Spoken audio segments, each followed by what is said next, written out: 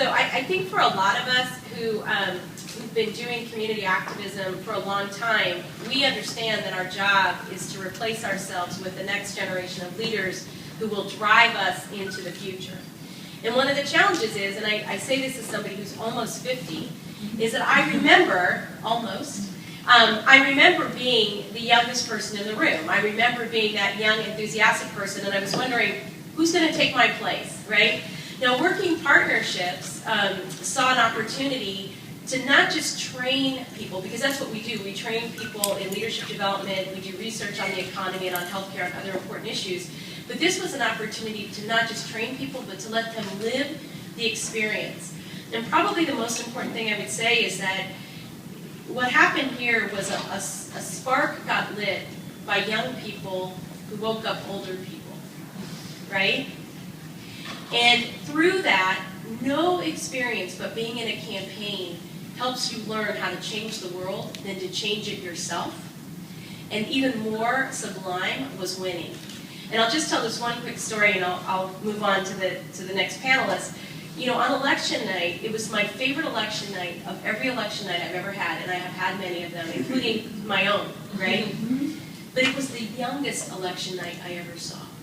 We had a room packed with young people of color, like the NIC Councilmember Ash Kalra, who was a leader in this movement, and I've never seen anything like that, and every election should be that good. There's another aspect to that question.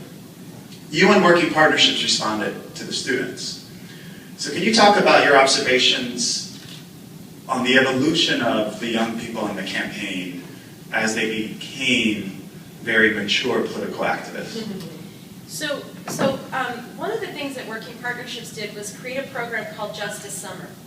And that program took young people who wanted to dedicate their summer really to this campaign and to learning the art of organizing. And I think that's a really important tradition and work that needs to be, carried on. What came out of that, to my, I never stopped being just awe-inspired by these young people. Because as a young person, and I remember this myself, you want to get in, you want to change the world, and what we were trying to do was marry just the broad, deep enthusiasm of young people with what we've learned about how to be disciplined in terms of change making. What is it that we know? And I think one of the points that Ben raised was that the importance of the labor movement and the fact that because of the work in our partnership, we were able to do a poll. What's challenging about that is that a poll will tell you a lot of information, and then to be able to get this group of really enthusiastic people to not talk about it just as their own experience, but as a core community value, I thought would be impossible. So every time a newspaper called and wanted to talk to someone, I'd be like, oh my God, okay. My tension would rise because, the fact is that we had a very important story to tell, and we wanted to tell it in a way that we thought voters would understand. And I think, Alicia's a great example, and there were others, Diana Crumity, and all these other young people that we saw come in with enthusiasm and leave with enthusiasm married with sophistication. And there were a number of stories like that. And I'll just tell one really quick one. We were really trying hard to make sure that we kept the press on the campaign because we didn't have any money. And when you have no money, the only thing you can do is jump in front of people and say, hey, listen to our story. So the young folks came up with all these different ideas, but one of them was to go to the Chamber of Commerce. And they met with board members, and they wanted to try to persuade them to be with us, which again goes in the category of total, joyful service and me jaded. Oh, not even fun. But they did. And one of the things that happened is they went to the door, and they took them with faith leaders and student leaders, went and dropped off a clock at the Chamber of Commerce, said it's time for 10, right?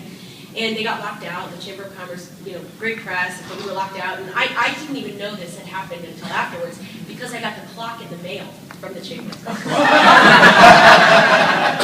Hope and enthusiasm, married with, by the way, a brilliant press day. They did great. That's a great story. But I just remember making that decision, right, that we were going to go, no-go, recognizing that we would at least have $500,000 spent against the campaign.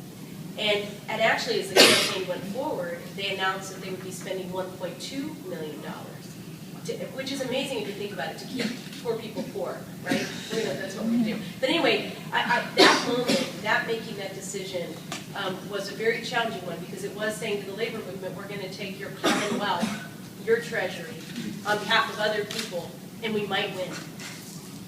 That was challenging. What ended up turning into a really powerful intergenerational campaign is really exciting. I'm actually also interested in hearing, because it sounds to me like you had a very broad coalition, racially, ethnically. I'm curious if you could share a little bit of the story around how folks who might have otherwise not worked together on a campaign, how different cultures, how you negotiated that, how you used that to the advantage of the campaign. That's an excellent question. And let me just say, the coalition was faith leaders, labor movement, student organizations, and nonprofit partners that don't traditionally get involved in campaigns.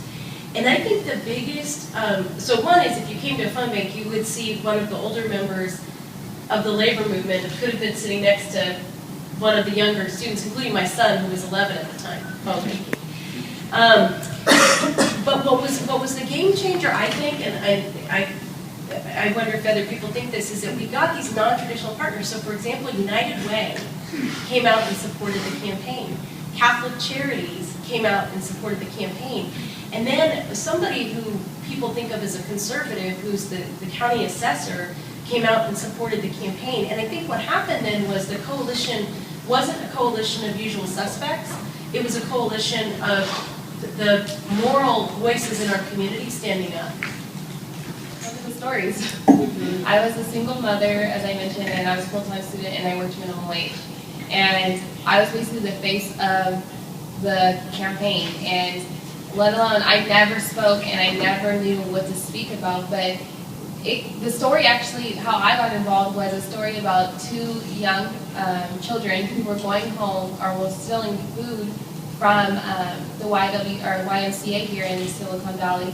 And they were taking food because they didn't have food at home, because their parents were basically working 2 minimum wage jobs and weren't able to leave food for their children, and they didn't have food. And I was like, wow, I'm almost in that situation. And that story just hit home for me, because thousands of people in Santa Clara are struggling just to survive, and that story highlighted the poverty that was faced in our community.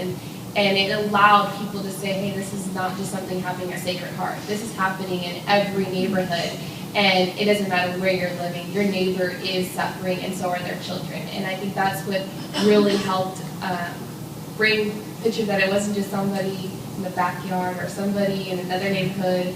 And it was someone who was actually living it. And I think that's what made it so vital and so much really prevalent to people. I find it. All right. The last word. So my favorite quote of the year was, never doubt a small group of people ready to organize. And that just goes so far for us, because it started with a bunch of young students who just wanted the basic economic Bill of Rights for individuals in the United States. It's basic. It's a human right. And we moved from that. We kind of focus on a lot of nonprofits and other resources to give to the community, but we're not thinking about the basic rights. And I think that it's important to refocus on people's basic rights with what they deserve, to be capable of surviving in Silicon Valley or anywhere. And that was the biggest thing I learned, that never doubt a group of students or a group of people who are just ready to change the world. And it takes one person to inspire another, and y'all could do it.